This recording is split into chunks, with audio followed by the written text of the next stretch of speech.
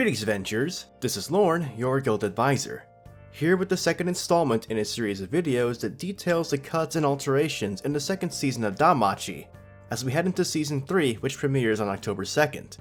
The first video covered the changes from Volume 6 of the light novel, which covered the war game, and this video will cover the changes from Volume 7, covering the Pleasure Quarter arc.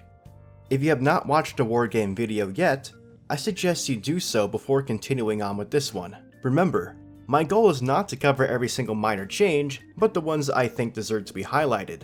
With that out of the way, let's get started with the alterations made from adapting Volume 7 into 6 episodes. Volume 7 actually opens up with a scene of the newly formed Hestia Familia in the dungeon fulfilling a mining quest. Belle and Mikoto act as guards while Lily and Welf mine promising crops of rock in the dungeon.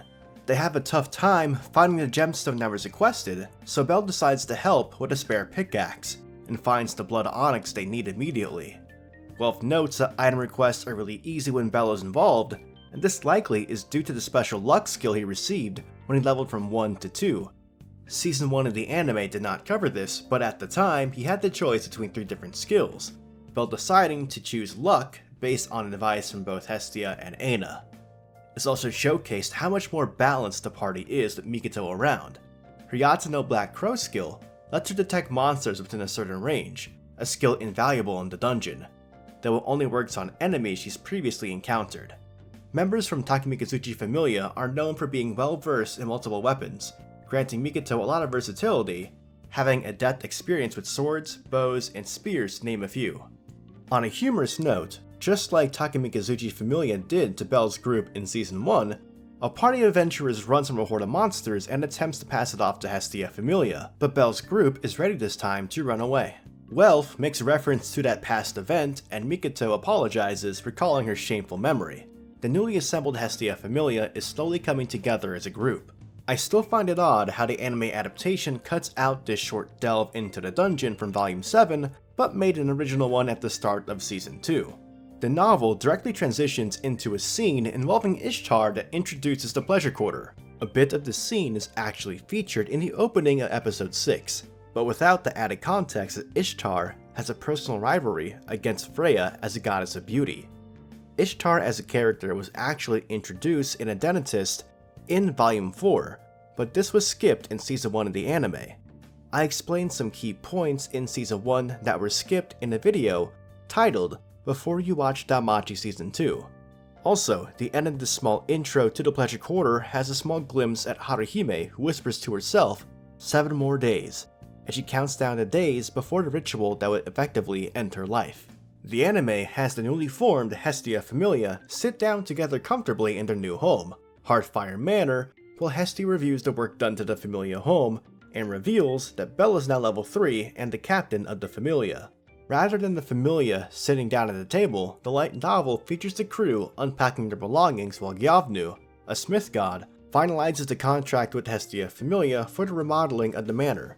The countless statues of Apollo in the manor shown in the anime is an original addition for comedic effect. The first time that Mikoto takes a bath in the new Eastern-style bathhouse is actually while the group is still unpacking, but Mikoto cannot wait any longer in the novel version, despite feeling guilty. Welf, seeing his new smithy, is pretty accurate, but the line, "This is where I start over," doesn't hit quite as hard, because originally he is supposed to be holding the red smithing hammer he received from Hephaestus as a parting gift. Unfortunately, as I said in the previous video, this detail was omitted from the anime adaptation. The anime has Belle fantasize about maids helping out maintaining the manor, but this is completely anime original and frankly out of character for Belle, a young boy who still turns red whenever he shares contact with a girl.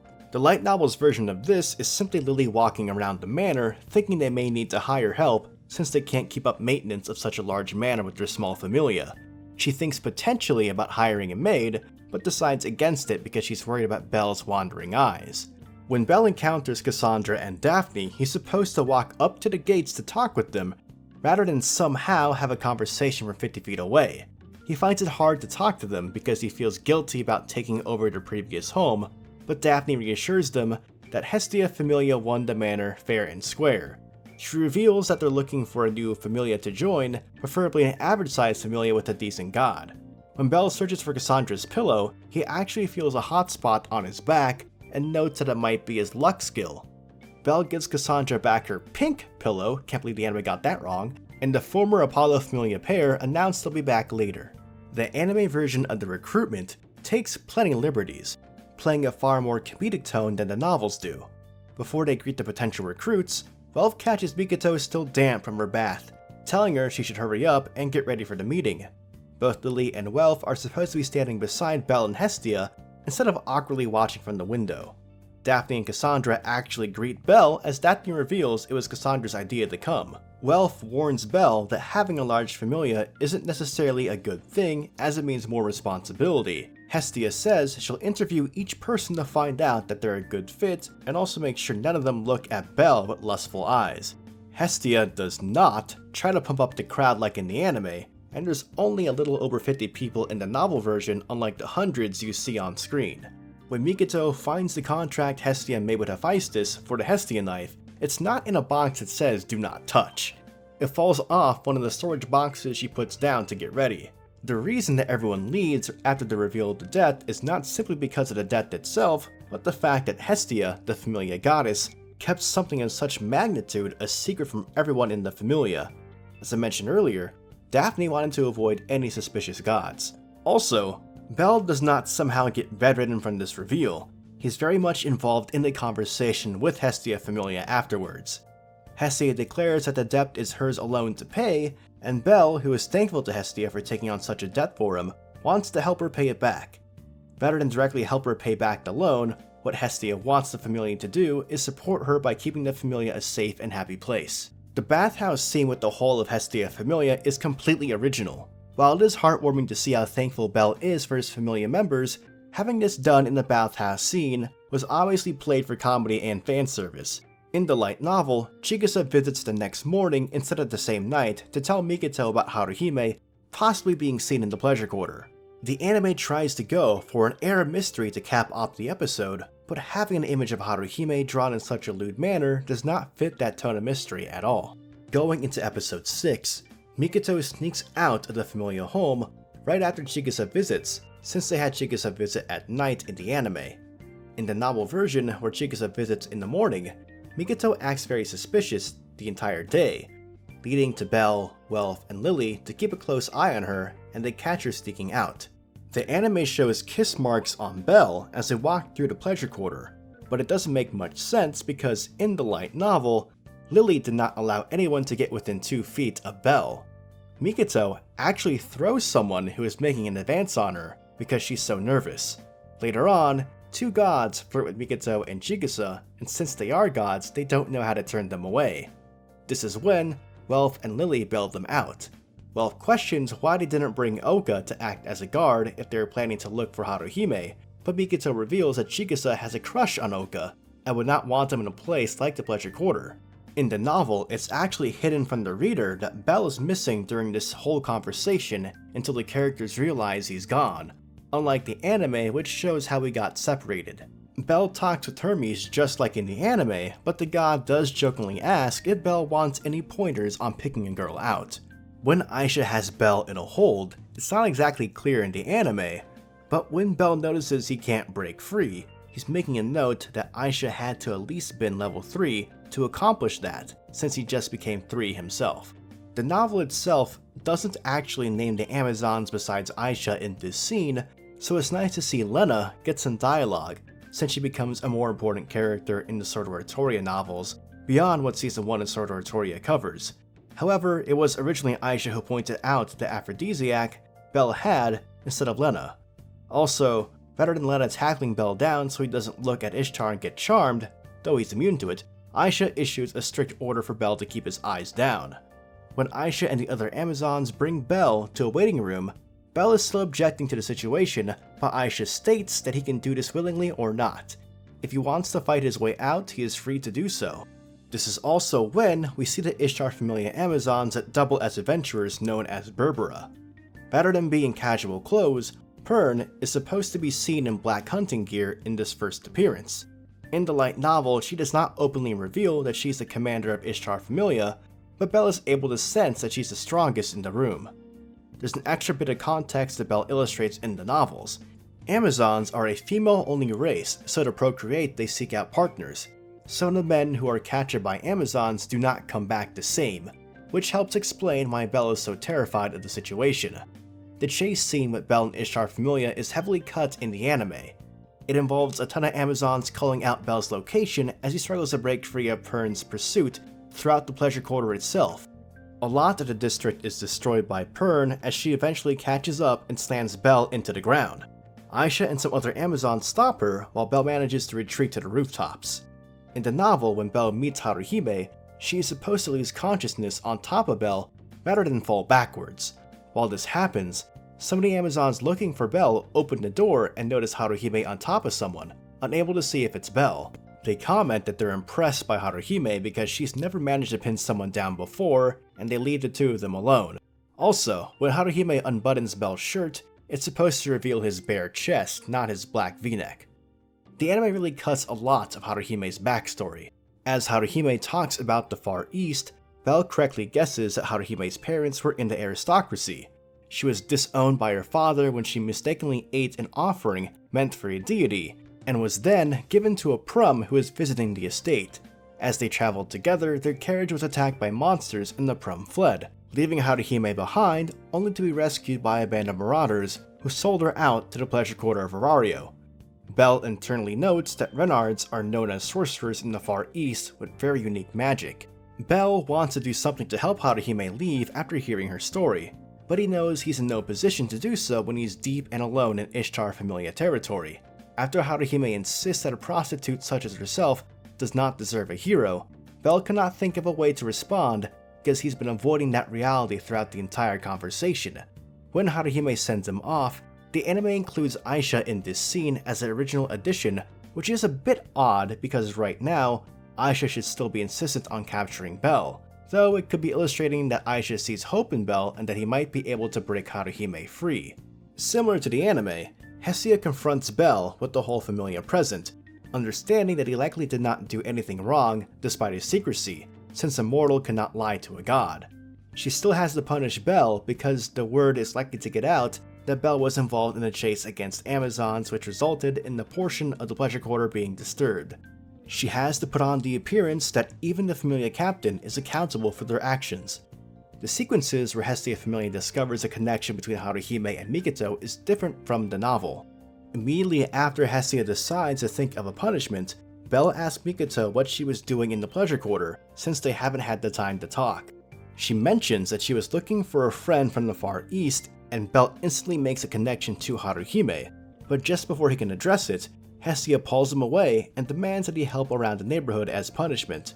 This is also partly to build up relationships with the neighbors as Hestia Familia is still new to the area. Belle ends up helping the waitresses at the pub repair a leaky roof. Ryu offers Belle to have lunch with herself and Seer, but then notices the smell of musk coming from Belle. Both girls immediately try to avoid Belle, and instead of clearing his name, Belle runs away in shame as memories of leaving Haruhime behind come flooding back to him after he tried to distract himself from those thoughts. He desperately seeks someone to confide in and ends up at the guild and talks to Aina. After meeting with Aina, Belle sets out to do his final chore, which is to help clean a bookstore, rather than go in one alone like in the anime version. This bookstore is actually the very place where Hestia gave Belle her blessing of Falna, the birthplace of Hestia Familia.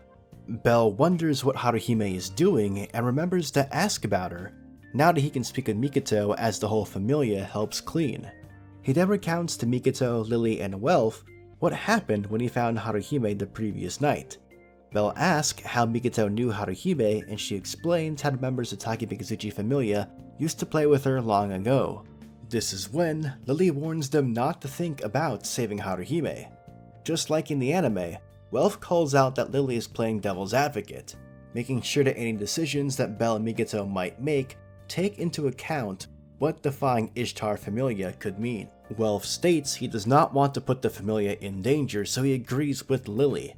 But if the group does decide to do something, they'll have his full support. As Belle continues cleaning the bookstore, he then finds a heroic tale about a hero confronting a prostitute, just like he finds in the anime. This leaves Belle conflicted on what he wants to do.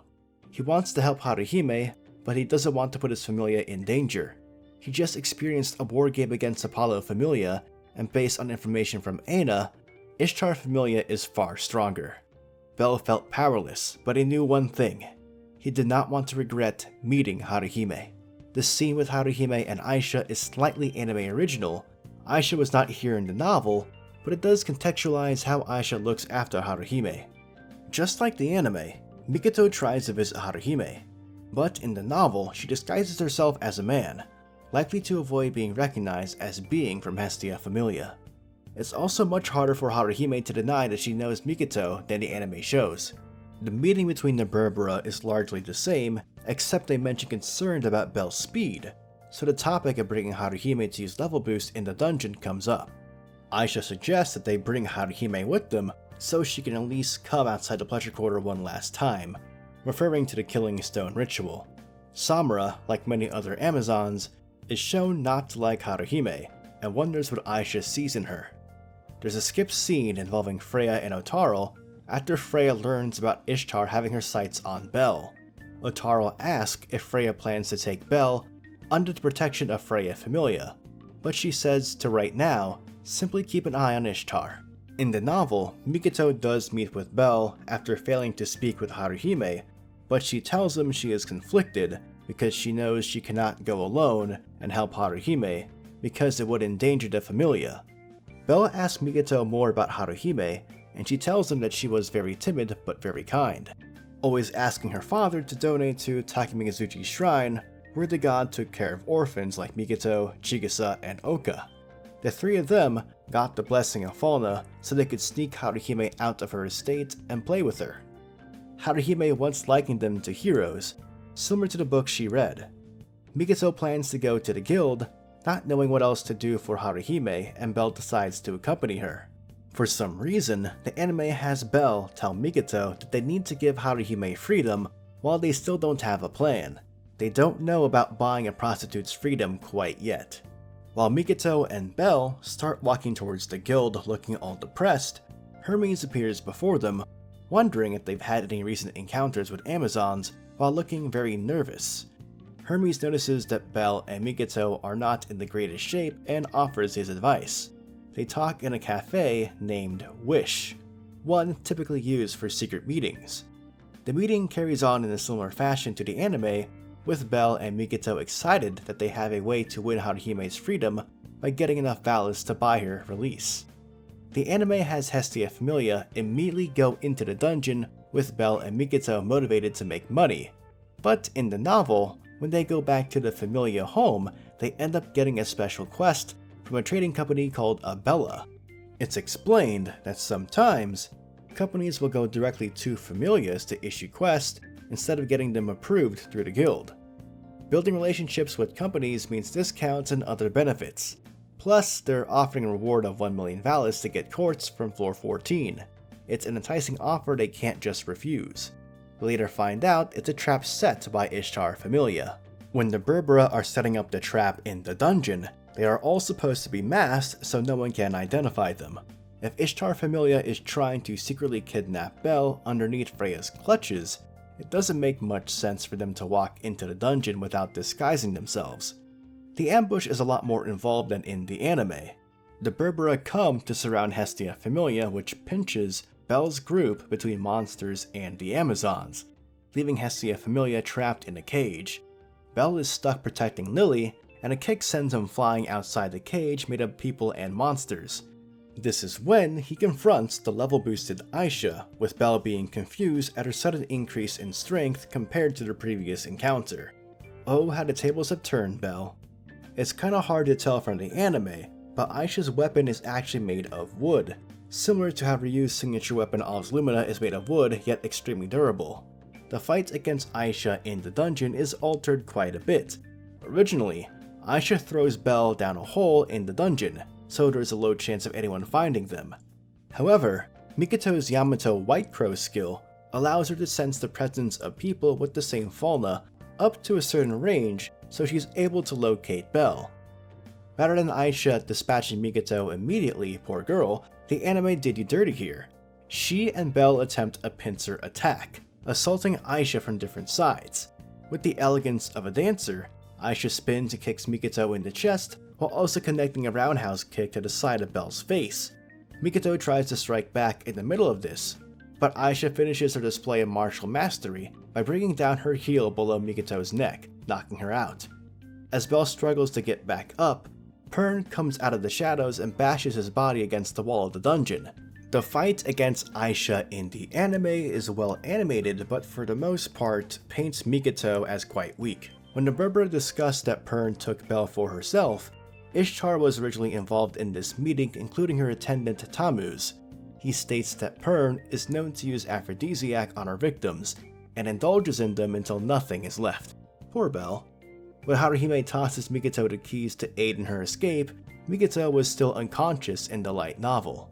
The chains holding Belle are made of mithril. A level 3 adventurer like himself stands no chance in breaking them. Casting magic would also just make the chains explode and tear off his hands. In the novel, the moment he gets licked, Belle's entire body goes numb, with him feeling like he could die in just that moment. There were also tears leaking out of his eyes as he struggled against Pern and tried to break free. A scene involving Freya Familia is partially skipped. Freya gets a report from one of her Familia members that Ishtar Familia is behaving strangely. We learn that she has placed Alan and Otaro around the area to keep an eye on Ishtar. The anime does include a short scene with Alan, but the novel's version is quite a bit longer. A non-combatant member of Ishtar Familia tells Alan that Ishtar is looking for Belle, to which Alan responds with disdain for Belle, mocking him for being captured by prostitutes. The member who gave him information asks to be his woman and he insults her, stating that she'll dirty his goddess's favor if she touches him. Alan makes it clear he does not have a high opinion for the prostitutes in the pleasure quarter. The other high-ranking members of Freya Familia are keeping watch as well. Hedon and Hogni, and the Gulliver brothers, also known as the Bringar. When Mikoto awakens, she correctly guesses that the keys left behind in her cell are from the results of Haruhime's efforts.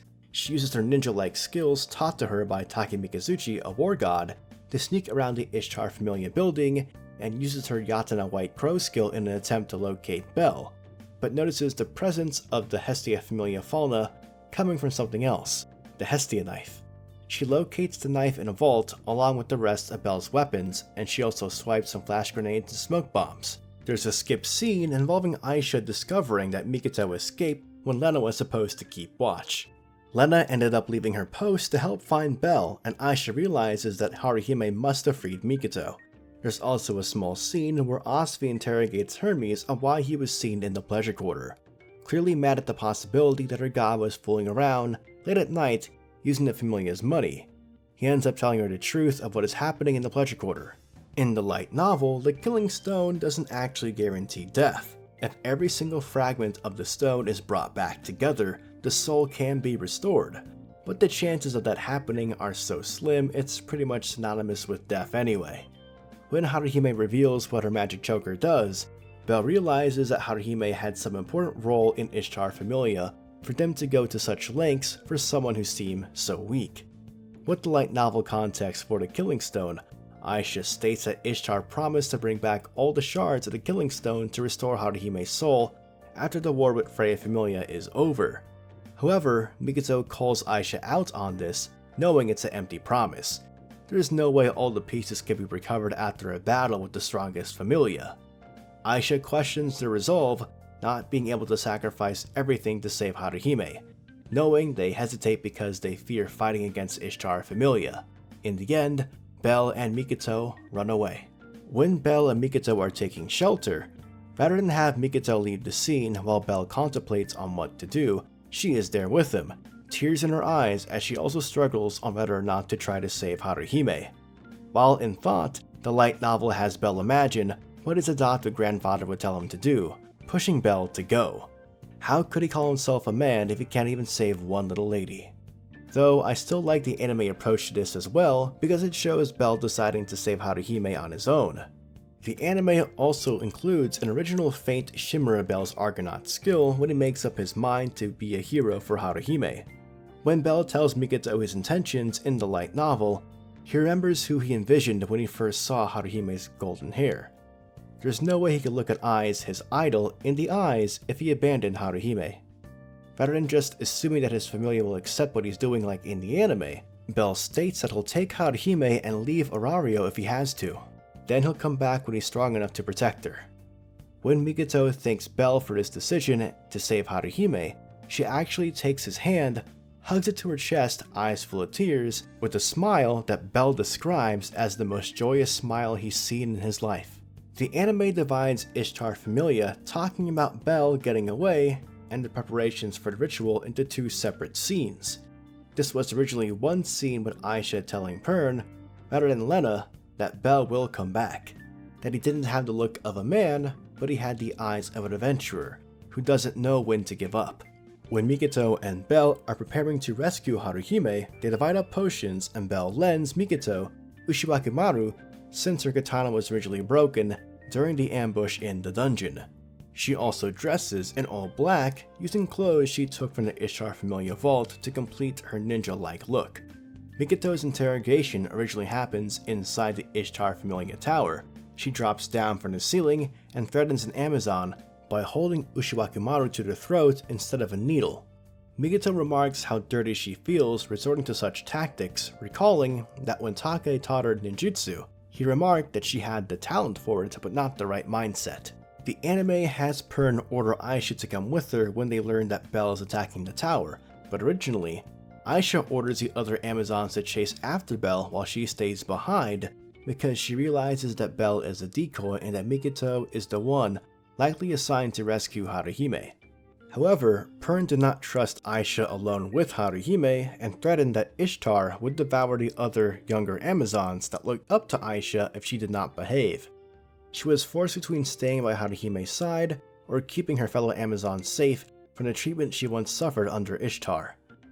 When Bell is attacked by Pern, the fight originally lasts longer with him using both the Hestia knife and Ushiwakimaru Nishiki in conjunction to deflect Pern's axe strikes, recalling his training with Tiona. However, Pern eventually backs him into a trap laid out by Aisha. When Tamuz reveals Bell's bare back, Bell's status markings are already exposed in the light novel. Hestia at this point still does not know how to hide a status, but the anime has Tamuz use a drop-up status thief to reveal it. When Ishtar loses her composure as she realizes that her charm will not work on Bell, Tamuz is shaking with fear because he's never seen his goddess so unnerved. This allows Bell to slip away, but originally this scene took place closer to a window, with Bell smashing through it to escape down below the tower, instead of Bell just walking straight back through the hallway. The scene with Freya and Otaro was a bit longer in the novel, Freya stating Ishtar had crossed the line when it came to Bell. Over 100 members of Freya Familia were already assembled on the grounds of the Freya Familia home, ready to bring war to Ishtar Familia. When Mikoto tries to convince Haruhime to come with her, rather than take a telegraphed hit from an axe thrown by Lena directly in front of her, Mikoto actually gets hit by the lightning of a magic sword, the resulting blast knocking her off the bridge. Mikoto's fight against Samura was much longer in the light novel. Again, she lost her katana in the dungeon and should have Bell's Ushiwakimaru during this fight until she gets disarmed. She then resorts to martial arts but quickly realizes she can't win in a contest of pure strength. She decides to use a smoke bomb to get close to Samura and then uses her robe as a decoy to catch Samura off guard, grabbing her from behind with her thighs and slams Samura's head into the ground. Samura is able to withstand the blow, forcing Mikoto to resort to the tactic of casting magic and purposely having it fail to trigger Ignis Fatuus, using her body as a living bomb. Bell actually charges straight for Haruhime the moment this explosion goes off in the novel, running with all his might. Only Pern recovers in time to stand in Bell's way, but he manages to duck under her punch and strikes the killing stone with the Hestia knife, shattering it, rather than the ritual blade landing and the stone shattering seconds later in a dramatic fashion.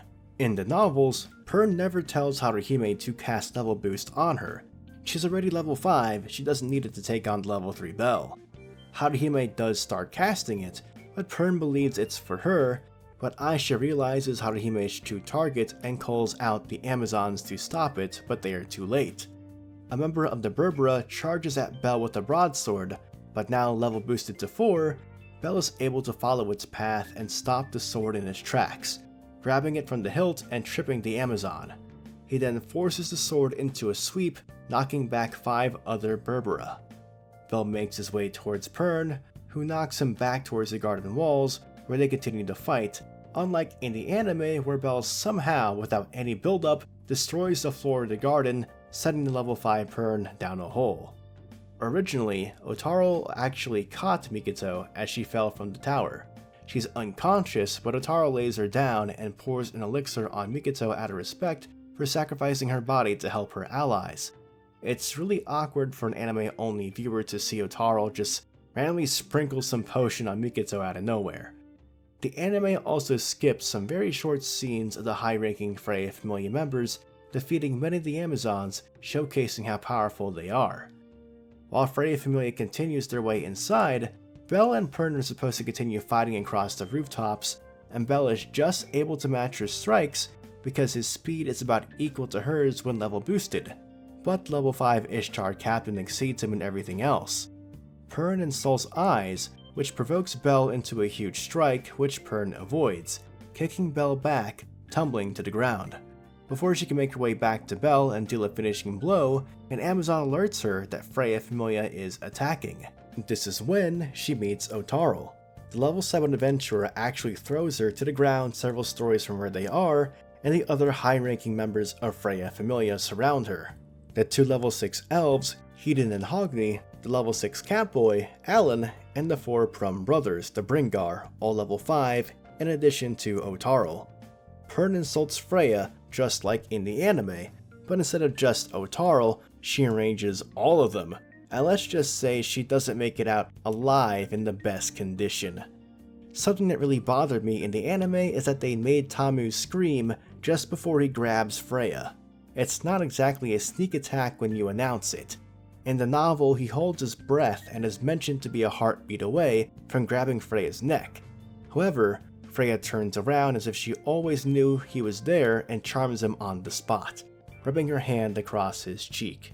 The anime reveals that though Haruhime was supposed to work as a prostitute, she never actually managed to seal the deal with any of her clients. This fact was kept hidden by Aisha and the other Amazons from Haruhime. Better for Haruhime to believe that despite being a prostitute, Bell chose to save her.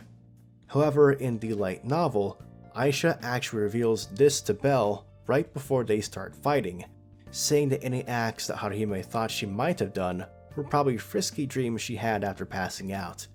Though Bell learns this, he keeps it hidden. Personally, I think making Haruhime actually a virgin was a strange choice in both the light novel and anime. It feels cheap to have Bell make the choice to save Haruhime despite her being a prostitute and then drop this as a twist. At least Bell made his decision before finding out the truth. When Aisha uses Hell Kaios, the spell is supposed to look like a huge crimson spike that runs across the ground towards Bell, almost like the dorsal fin of a shark. Instead, the anime just makes it this weird wave of wind. The DanMachi mobile game, Memoria Freze, actually adapts this spell in full in Aisha's special arts attack animation. The words that Freya silently mounts to Bell in the anime are "I love you." It's mentioned the syllables echo in his head, and he links this voice with the weird gazes he occasionally feels when Freya spies on him. The anime cuts off the portion right before Hestia Familia unites with Bell and Haruhime. Welf and Lily introduce each other to Haruhime while Hestia predictably tells her not to get too close to Bell. The most heartwarming scene skipped is a stumbling Mikito still weak from her fight against Samura, falling into Haruhime's arms as the Renard thanks her childhood friend for saving her.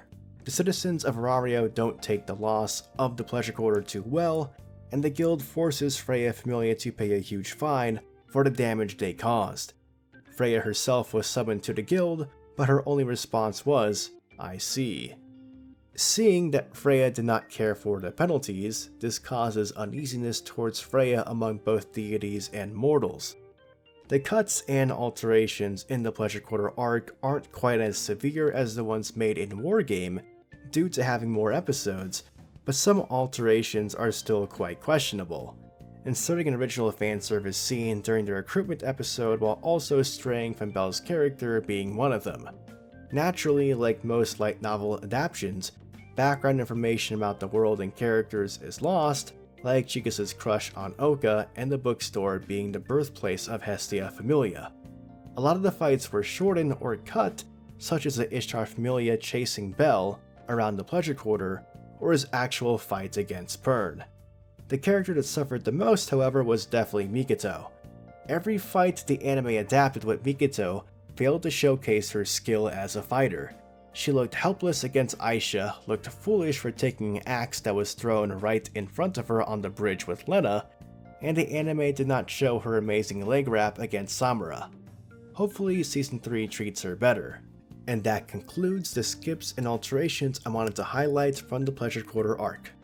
Next video will cover Volume 8, which is partly covered in episodes 11 through 12 of the second season, but for the most part is completely cut.